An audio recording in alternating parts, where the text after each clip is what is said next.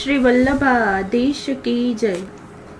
શ્રી ગોકુલનાથજી વિશે આજે આપણે સમજીશું.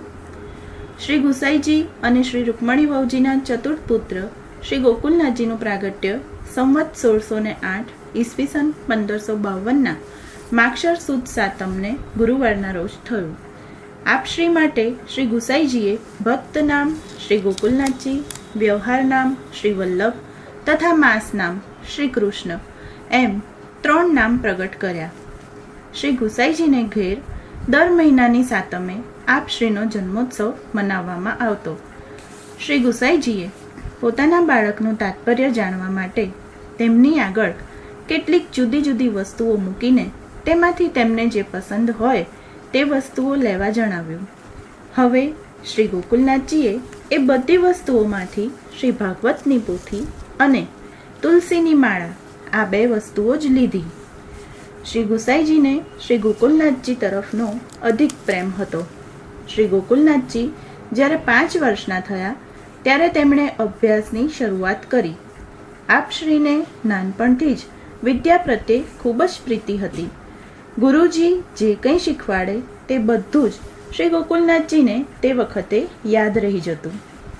આ ઉપરાંત શ્રી ગોકુલનાથજી પોતાના મિત્રોની સાથે અંગને સશક્ત અને મજબૂત બનાવવા માટે કસરત કરવા અખાડામાં પણ જતા હતા. આ ઉપરાંત આપશ્રીને ઘોડેસવારીનો ખૂબ જ શોખ હતો.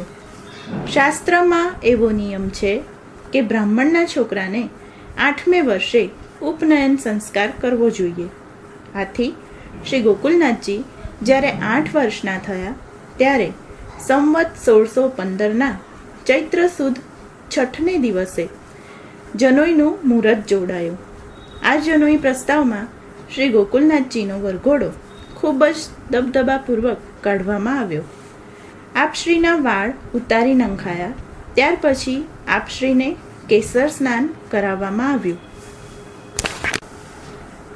બધી વિધિ પતી ગયા બાદ શ્રી શોભા બેટીજી અને શ્રી યમુના બેટીજીએ આવીને આપશ્રીની આરતી કરી. આ રીતે આ ઉપનયન સંસ્કારનો ઉત્સવ કોઈ પણ જાતના વિઘ્ન વગર ખૂબ ધામધૂમથી ઉજવાયો. આપ શ્રી ખૂબ જ બુદ્ધિશાળી અને જ્ઞાની હોવાથી થોડાક જ સમયમાં ગ્રંથોનો અભ્યાસ કરી લીધો. શ્રીમદ ભાગવત, શ્રી સુબોધિનીજી તથા ષોડશ ગ્રંથોનો પણ સારી રીતે અભ્યાસ કર્યો હતો. આ રીતે અભ્યાસ પૂરો કર્યા બાદ આપ શ્રીએ શ્રી સુબોધિનીજી ઉપર સ્વતંત્ર ટીકા અને ષોડશ ગ્રંથ ઉપર પરચુરણ ટીકા લખી છે. આ ઉપરાંત ગદ્ય મંત્ર ઉપર શ્રી સર્વોત્તમજી ઉપર પણ આપશ્રીએ સુંદર ટીકા લખેલી છે. આ સિવાય વેણુગીત, શ્રી વલ્લભાષ્ટક વગેરે જુદા જુદા ગ્રંથો ઉપર આપશ્રીની ટીકા ખૂબ જ જાણીતી છે.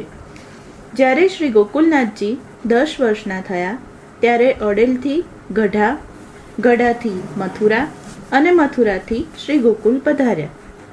શ્રી ગોકુલનાથજી 16 વર્ષના થયા ત્યારે શ્રી ગુસાઈજીએ આપશ્રીનું લગ્ન પોતાની જ્ઞાતિના વેણા ભટ્ટ નામના એક સદગૃહસ્થને ત્યાં રૂપાળી, સંસ્કારી અને સુશીલ કન્યા પાર્વતીજી સાથે કરી દીધા. સંવત 1624ના અષાઢ વદી બીજને ગુરુવારે સવારે વરઘોડો લઈ કુટુંબીજનો સાથે વેણા ભટ્ટને ત્યાં આવી પહોંચ્યા. લગ્નની તમામ વિધિ પૂરી થયા બાદ અષાઢ વદી છઠને જાન વળાવી ધીરે ધીરે જાન ઘરે આવી પહોંચી.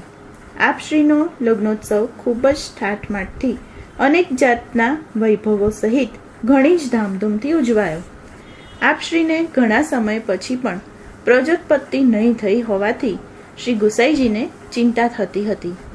ત્યારબાદ સંવત 1637માં પ્રથમ બેટીજીનું અને ત્યારબાદ સંવત 1639માં બીજા બેટીજીનું અને 1641માં ત્રીજી બેટીજીનું પ્રાગટ્ય થયું. આ રીતે ઉપરી વહુજીને 3 બેટીઓનું પ્રાગટ્ય થયું. હવે જે વખતે શ્રી ગુસાઈજીએ આસુર વ્યામોહ લીલા કરી તે વખતે આપશ્રી તો ત્યાં હાજર નહોતા, કારણ કે શ્રી ગુસાઈજીએ જાણી જોઈને જ આપશ્રીને ગોકુલ મોકલી દીધા હતા. જ્યારે આપશ્રી એ આ સમાચાર જાણ્યા ત્યારે ઘણું જ દુઃખ થયું. આપશ્રીને ત્યાં સંવત 1642ના પોષ સુધી 14ના રોજ એક પુત્રનું પ્રાગટ્ય થયું અને શ્રી ગુસાઈજીના કહ્યા મુજબ તે પુત્રનું નામ શ્રી ગોપાલજી રાખવામાં આવ્યું.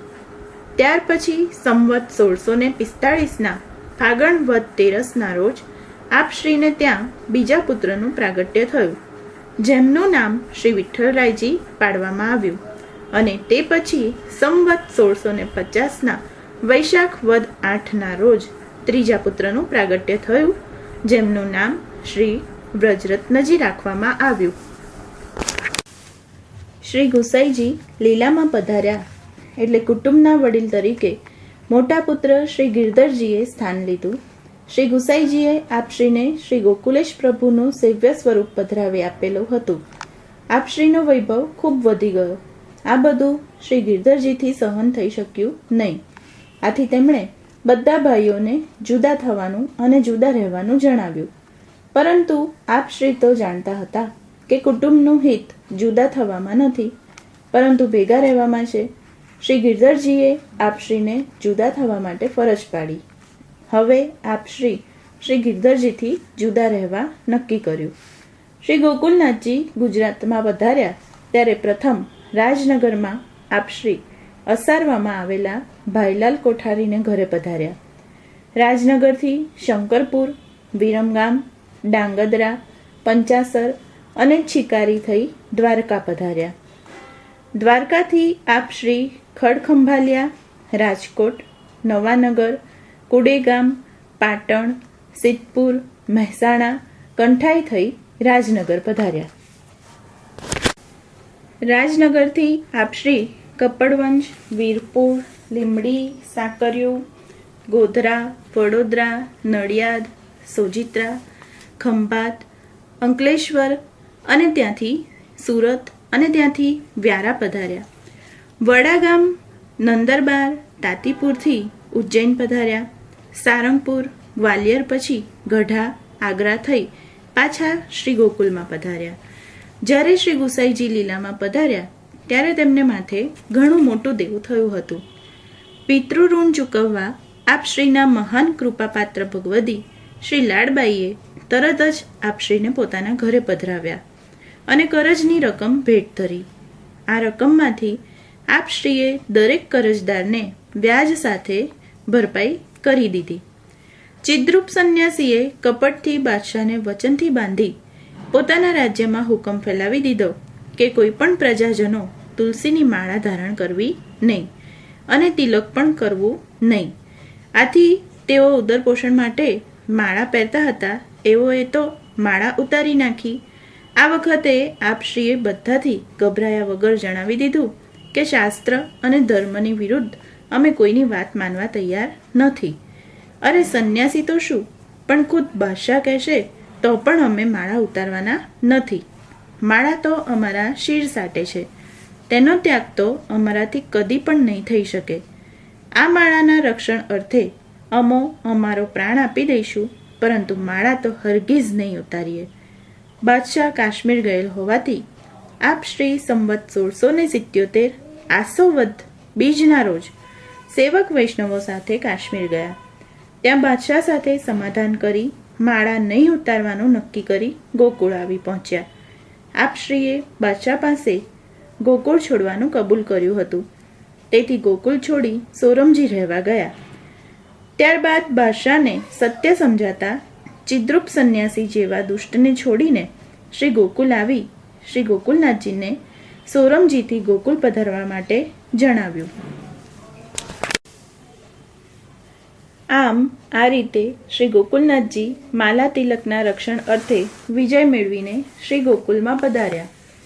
89 વર્ષ સુધી ભૂતળ ઉપર બિરાજી આપશ્રીએ અનન્ય અને સ્વરૂપાસક્ત સેવક સૃષ્ટિને વાકસુધા રસની અલૌકિક વર્ષામાં ભીંજવ્યા હતા.